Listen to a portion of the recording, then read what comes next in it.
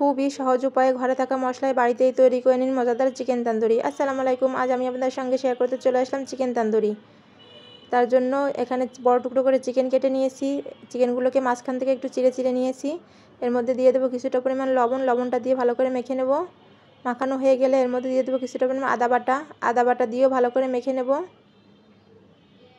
দিয়ে দেবো কিছুটা পরিমাণ রসুন বাটা। রসুনটা দিয়েও ভালো করে মাংসের সঙ্গে মিশিয়ে নেব।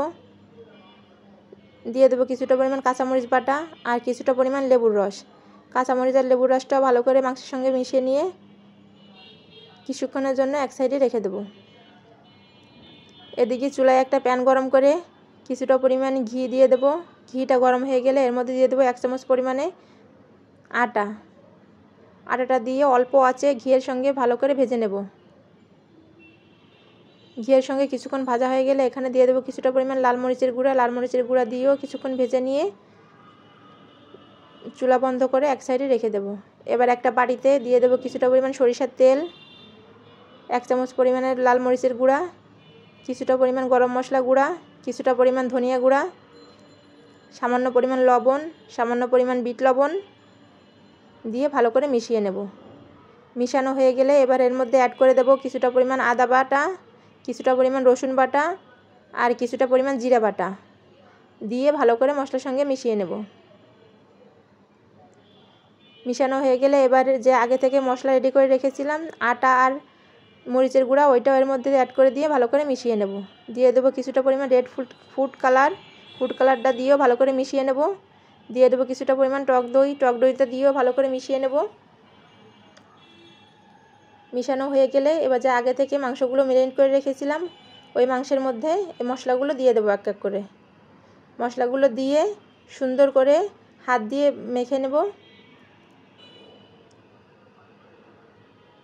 সবগুলো মশলা ভালো করে মুরগি মাংসের সঙ্গে মেখে নিয়ে কিছুক্ষণের জন্য রেস্টে রেখে দেব। কিছুক্ষণ পরে এসে চুলায় একটা প্যান গরম করতে দিয়ে প্যানের মধ্যে দিয়ে দেবো কিছুটা পরিমাণ সয়াবিন তেল আর কিছুটা পরিমাণ ঘি। আপনারা চাইলে যে কোনো একটাও দিতে পারেন, তেলও দিতে পারেন, ঘিও দিতে পারেন, বাটারও দিতে পারেন। গরম হয়ে গেলে এর মধ্যে একে একে চিকেনগুলো দিয়ে দেব। দিয়ে অল্প আঁচে উল্টে পাল্টে ভেজে নেব। এক পাশ হয়ে গেলে আর এক পাশ উল্টে দেব। উল্টে দিয়ে যে মশলা আমি মাখানো ছিল ম্যারিনেট করা, ওখান থেকে কিছুটা মশলা নিয়ে মাংসের গায়ে লাগিয়ে দেব। দিয়ে আবারও উল্টে পাল্টে ভেজে নেব।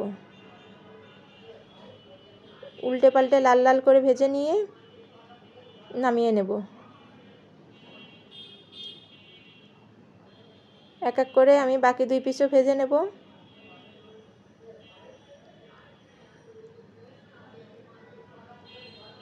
এই যে আমার সবগুলো ভাজা হয়ে গেছে। ভাজতে ভাজতে অলরেডি 1 পিস খাওয়া হয়ে গেছে। কেমন হলো রেসিপিটা অবশ্যই জানাই যাবেন। আপনারা চাইলে যে কোনো কিছু সার্ভ করতে পারেন। আমি এখানে রুটি নিয়েছিলাম। কেমন হলো অবশ্যই জানাবেন। আসসালামু আলাইকুম। ভালো থাকবেন সবাই। আল্লাহ হাফেজ।